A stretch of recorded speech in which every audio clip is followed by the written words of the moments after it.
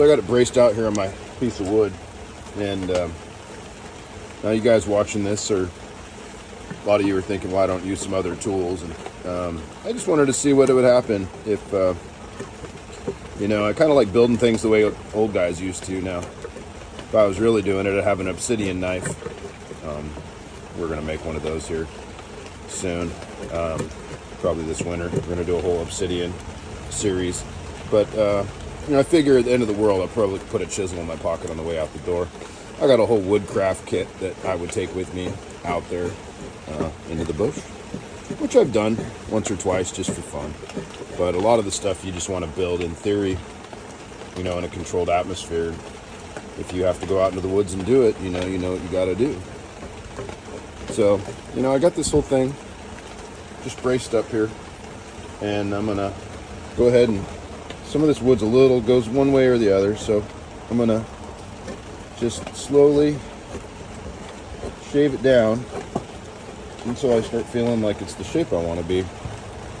Now, if you're out in the woods, you know, you can brace this onto jam it into a piece of wood. You can come up with all sorts of ways you can sit on it. There's all sorts of impromptu ways to cut wood. And I was doing this just holding it for a while just to see if I could, and it wasn't that bad. So the thing is, you know, you just got to think, like, if you're out in the world, you know, what do you have with you? You might have to spend all day sharpening a piece of metal that you find on a rock before you even get a chisel. And it won't even be that good of a chisel. You have to sharpen it all the time. So, you know, you really got to think, you know, end of the world style, how am I going to make all this stuff? So, you know, this thing took me 6 hours. I got a smaller one, took me about the same, a little smaller. And so what does that tell me? It tells me I can build a couple of war clubs in 6 hours if I need to. You know, so give me a day, I could almost equip half an army, you know, if I had a helper. So, I mean, that's how these natives thought. That's how these feudal societies, everybody's been thinking for thousands of years when it comes to making stuff. And, you know, it doesn't have to be war stuff, but, you know, it doesn't, you know, it's a good thing to learn.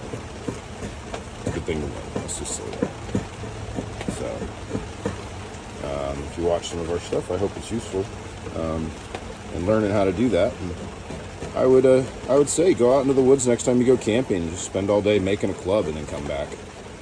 Pick up trash, make a club, spend the day away from society. Just take a chisel with you and a sharpening stone. You'd be surprised.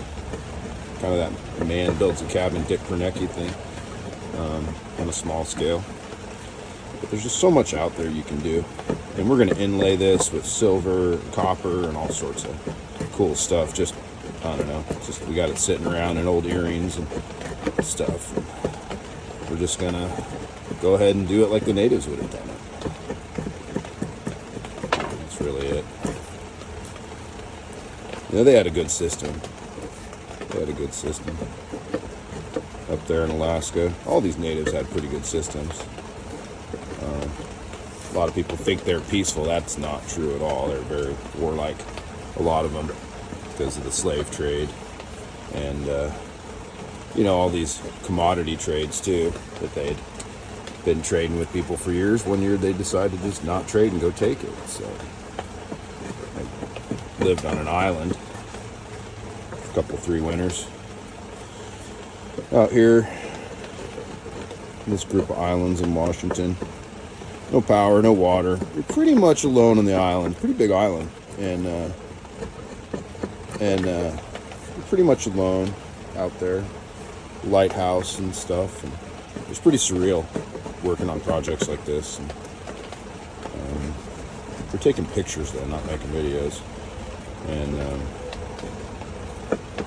you learn a lot out there about what was happening with the natives, and you know, I definitely had a spiritual experience or two out there with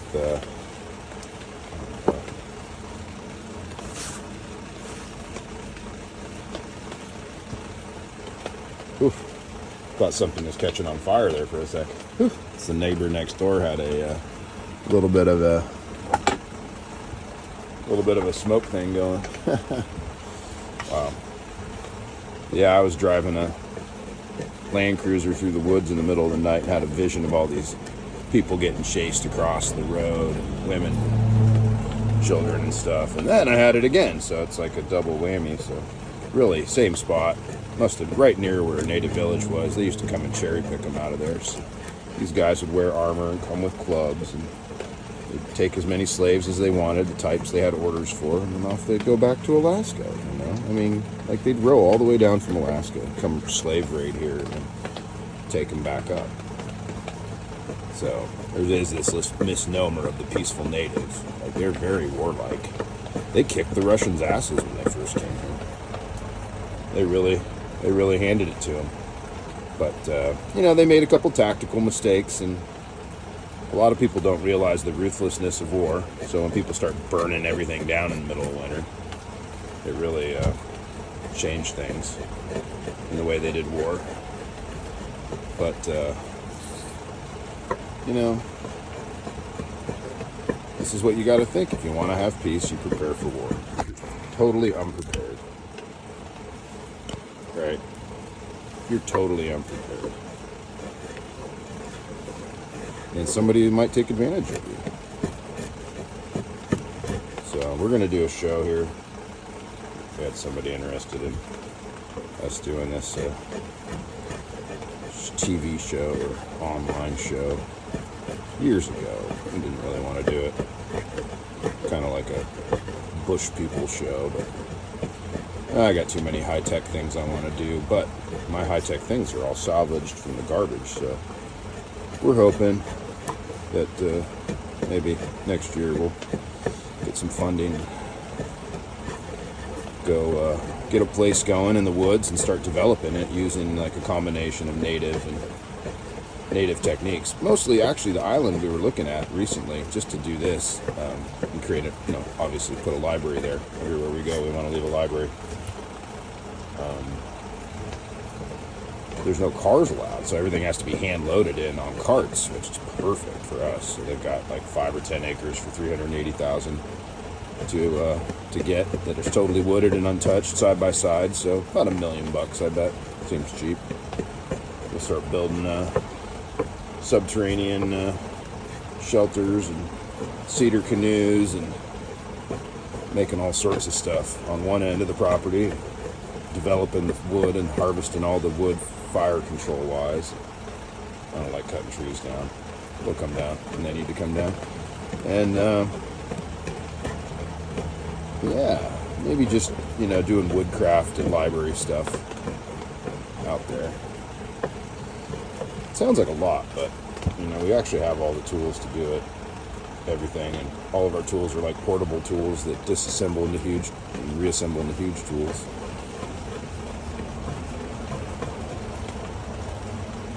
But like this guy, you know, we'll get a little lighter. This thing might be around for a long time. Put some decorations on it. You know, either that or one of my in-laws is going to be like, one of my relatives is going to be prying the eyes out of it, hawking the silver at the pawn shop for $3. That's okay. But yeah, so we'll see. I mean, we like building stuff. We're really good at building stuff. And doing concrete and tile and stonework is really good. Stonework's really fun. Building out of stone blocks. There's this whole industry out there with white granite boulders nobody seems to get into. Turning them into pavers and tiles and whatnot. So that's something we could actually do out there. There's a ton of white granite on most islands in Washington and Puget Sound. Up in the north. But you get a little saw going with a windmill and that thing will just cut all day. Just sit there all day. Cut. White granite pavers for you. It's kind of crazy. It's like a Dutch windmill meets it's like this hacksaw that just kind of goes slowly back and forth. Whoosh, whoosh, whoosh, whoosh, whoosh, whoosh, with the wind. Yeah, you know the thing doesn't turn on when there's no wind. That's kind of cool. Well, it looks like it's not windy. You don't even have to watch it. You just walk away. because as soon as it starts doing it, it lets water through this little pump mechanism. It's pretty cool. Saw some Romanian guys do it years ago on YouTube. Big old machine, been working for like 200 years. All they have is a blade sharpening stand on one side, and this huge bracing roller system to roll these boulders in. And they would just start cutting like 4 blades at a time, like a loaf of bread. So cool. Stuff like that, you know. A couple guys start doing that, they could supply a lot. Better than just rolling them into fill, which is what everybody does here half the time with these granite boulders. They don't want to mess with them, so they roll them into fill. But we'll see. Thing is, with these islands, they want you to do all this, like, they put all these restrictions on your building, so you can't get too crazy. Okay. Well, if you know how to build like a medieval commercial builder, then, you know, yeehaw. You're in luck. Take advantage of those price reductions and just get all Egyptian about it. Easy. These guys make everything so complicated. It's like they built the pyramids, you know, they built the Sphinx, they built these temples after learning math, after they got back from the Crusades. But everybody acts like you can't build a cabin on your own. I mean, give me a break. Just get a book, watch a movie. Build a cabin or something. And a lot of you guys out there are such perfectionists to do a better job than anybody here. You know? Oof. And I know if I cut this with a tool, I could really mess it up, though. I can tell it's like tough to cut this wood really exactly. Could use a hand plane, but again, just wanted to show that a guy could just do this with a chisel in about 6 hours and a sharpening stone. So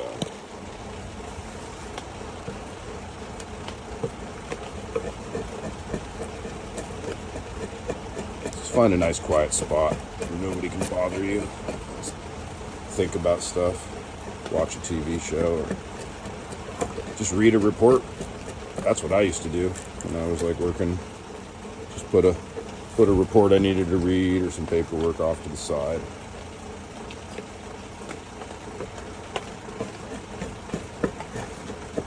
Just kind of glance at it here and there and read it, you know, while I'm doing something like this.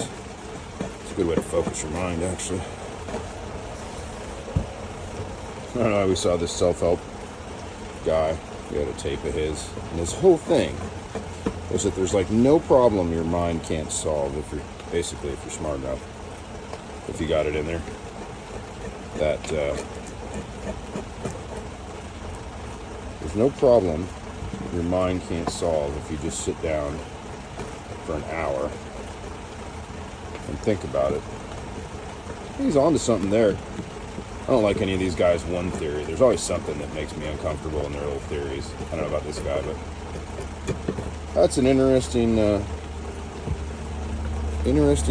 thought, that is something we do not get, is like a solid hour of time just to sit there. You know, think about your problem. What am I going to do? Everybody wants us to make such a rush decision. It's a big problem. It's kind of a manipulation from people trying to rush you all the time, like bringing up an issue and wanting a resolution that second right on the spot. I learned that a long time ago. If you tell one of these people, one of these like kind of weirdo narcissists or controlling bosses or something, I'll have to get back to you on that. Just got to give me a second. You know, if they say anything, be like, well, how long have you been thinking about having this conversation? Like, well, I mean, because, you know, I've only had like 10 seconds, so I need just a second to catch up in my head, okay? Because the whole surprise answer thing is not cool. Like, here you go, I need an answer right now. Oh, I'll get back to you. So, you know, especially if you're working for a client, I'll tell you that. If a client calls you up, he seems like a nice guy, and then he starts calling you. He's like, well, hey, I need an answer on this, or I need this, or I need that, and it's like, you find you're like a telephone tar boy. You know, you don't want to, telephone tar baby. Or like whenever they're mad, they're gonna call you up. You know, take it out on you. No thanks. Get out of there. Get out of there. So, carving does that for you. It gives you something that at the end of it, you can be like, well, I took all my frustration and angst and I put it into that sign. Or I put it into that club. And,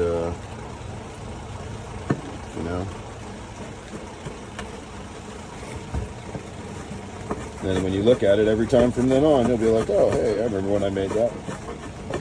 And depending on your life, like mine, you might have like so much angst that all the time you're always doing projects like this to stay focused. Not to say I'm angst, but it's nice to stay focused. In the words of Tom Arnold, do what we do every time our life turns to dog shit.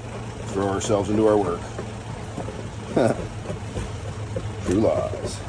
Probably his best line ever. A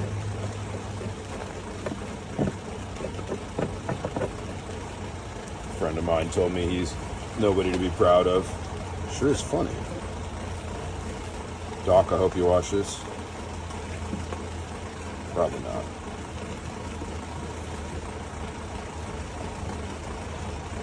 You get in touch with a lot of people all over the world, chit-chatting and stuff. So many interesting people out there learning stuff from them. Trying to get a feel of things out there. So much to learn.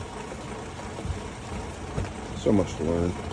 Art-wise, knowledge-wise. Just amazing people out there just brimming with knowledge. Ask them a question. Blue sky is a great way to do it.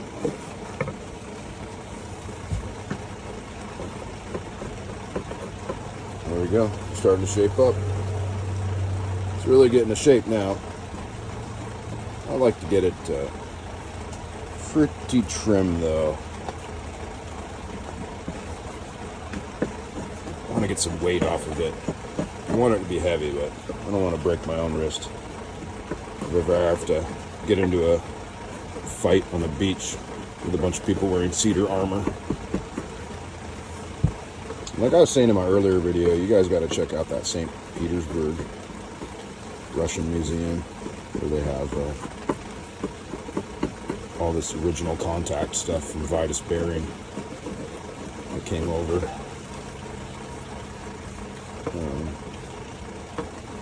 There.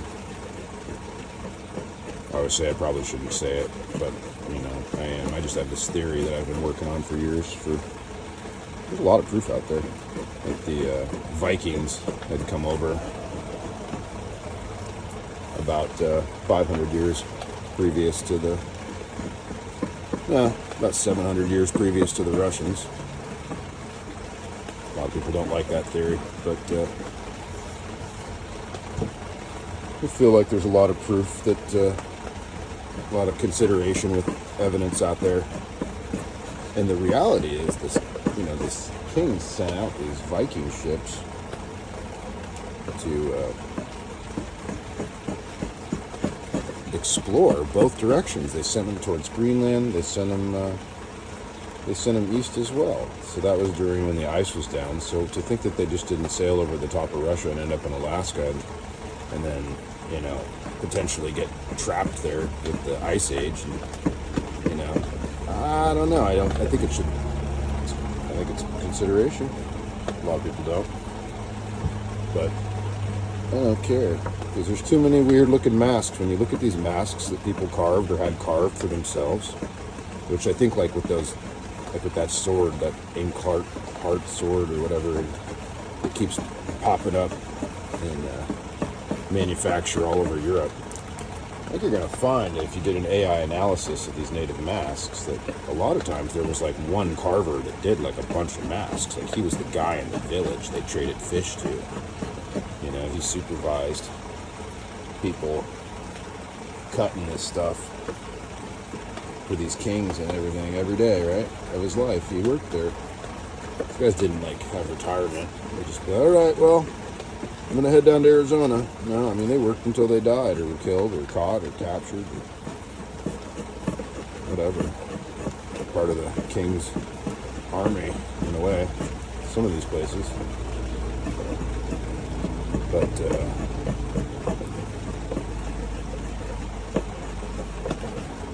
oh, all right, that's looking a lot better right there. I left a 1-inch block on the top of it here.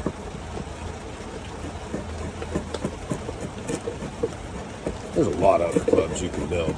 I just settled on this one because I love Alaska and the history. I thought I just had a book sitting out on native war clubs written by this guy years ago. And you know, if you're doing that, like, you know, thinking about weird theories in Alaska and how it all really went down, you know, you got to look at the most scariest guy in American history, like Dr. Ailes Herdlicka. I can't ever say his name. He used to be the director of the Smithsonian. Literally one of the scariest dudes in history. Out of the top, my top 5 most scary people in modern history. Herdlicka's like a number 3. You know? So, check him out. He's got some theories on Alaska that'll blow your mind, and some of the pictures, if you're really interested, I can point you in the right direction. He discovered these salt caves in these islands in Alaska. And here's the islands, 4 islands, the cloud, I can never remember. And he found these salt mines that were like going into the hill, and inside were these preserved mummies. And they had all sorts of stuff that's like, that they took, Herdlicka took. And he also got all these wrapped up mummies from all these different places too, right? And all over. And when the natives, like, when they went to turn over some of this stuff years ago, these natives were like, well, these aren't our people. Sorry. We don't want these ones. We'll take these ones. These are our people, but these are not our people. I don't know how they determined that, because, you know, Herdlicka had them all just at the Smithsonian. But what he found in there is pretty much unclaimed, right, about which native tribe it is, and they won't allow access. And then, I mean, he recovered feathers and decorations and all sorts of crazy stuff from these caves, these salt caves. And I've got all the black and whites and stuff saved, printed out. He's a real fixture of things I've studied over the years. Just so much information on him. You just start reading it. It reads like a horror film. And but he's got some real interesting hypotheses about an invading race came over at some point and conquered over here. But he's talking thousands of years ago. But I think he might have discovered, going through these caves with the artifacts they're finding, you know, maybe it's just the Vikings. Shit, why not? More than capable to sail that route, and you could do it almost today with global warming. Just go right over, just head east, right off the shore. You can stop the whole way, spread across to those islands. Easy. It's funny how people always take the hardest intellectual route possible.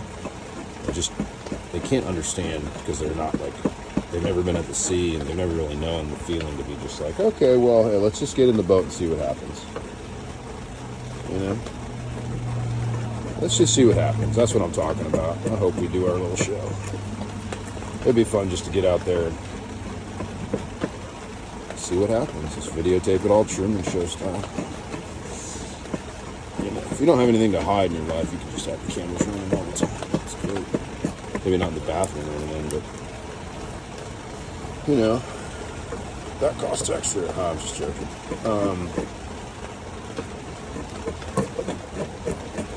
I tell you, I'd love to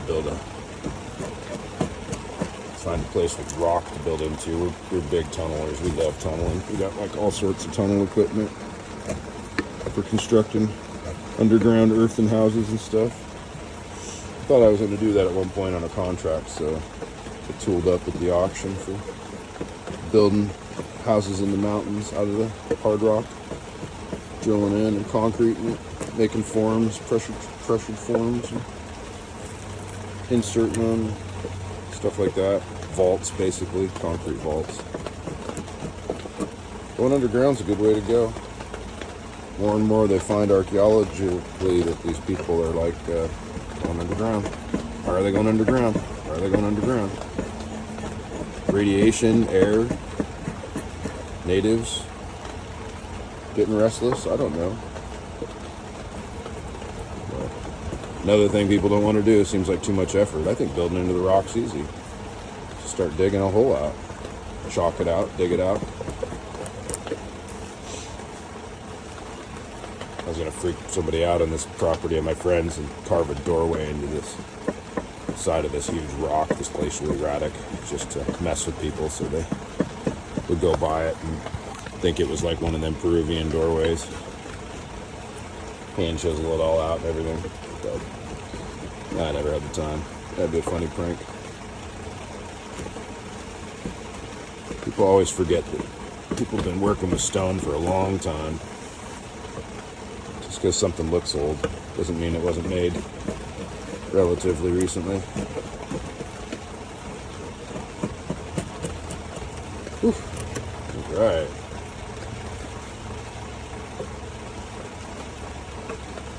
It's getting a nice look on it, though. In a good shape.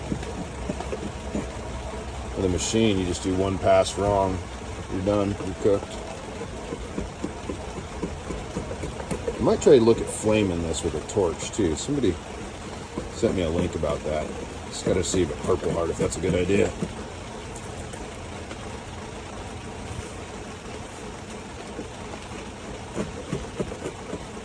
Alright. Well, I think we'll call that a carving session. Leave my hand a break. You can see it's getting messed up a little bit, so I need to put a glove on and put some bag balm on it. Clean those scrapes. I should wear a glove. I'll try to do that, and we'll see what happens here, because this thing is definitely going to be all of 6 hours of work. I don't want to spend too much time on it. I'm probably just going to sell it. I already had somebody express interest in having one made. I was like, hey, just take this one. Please, take it.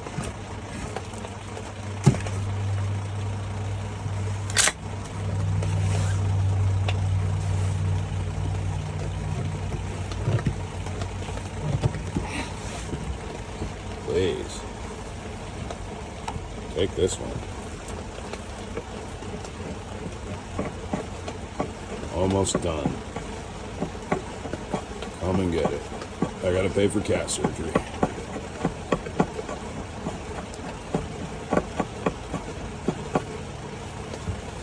I left it a little more strong backed on this side.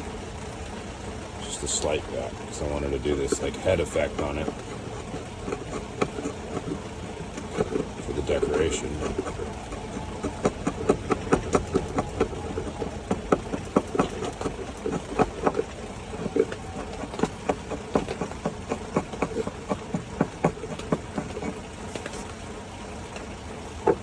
Get this little stone involved. It's really fine. Just gotta keep doing it.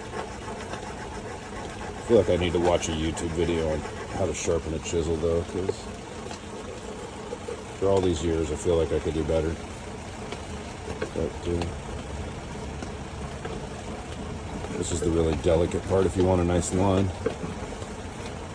without having to sand it out. I'm sure I haven't used any sandpaper. I can get a pretty smooth finish with a chisel, but I'll probably sand this one.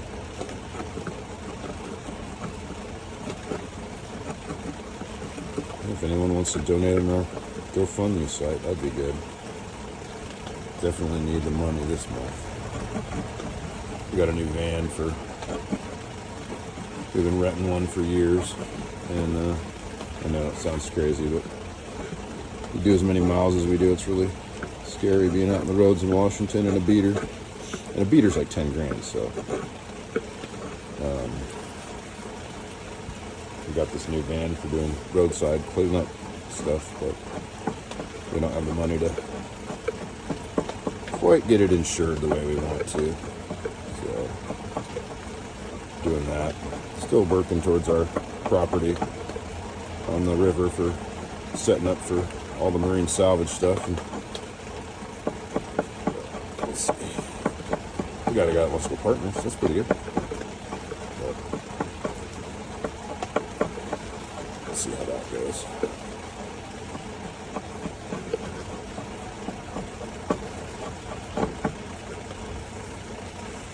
Easy. We're getting there. It's gonna look dope. Not too sharp. There you go the other way.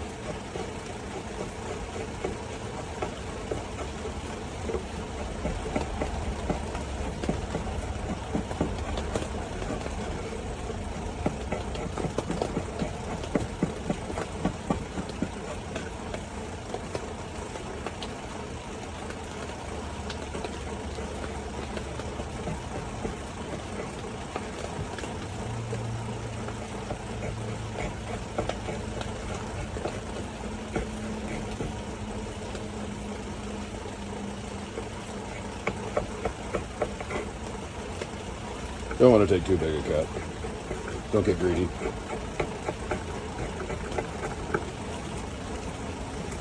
Alright. Well, if anyone watches this video, thanks a lot. Hope it helps. If you want to buy a war club, let me know. Or a sign. Send us a message anytime. Appreciate it. I'm going to go clean up my hand and put on the glove and try to finish this thing today. So hopefully this guy, Ralph, I think it is. I don't know. I didn't see the message. Wants to buy it. Come and get it, Ralph. We will talk to you later.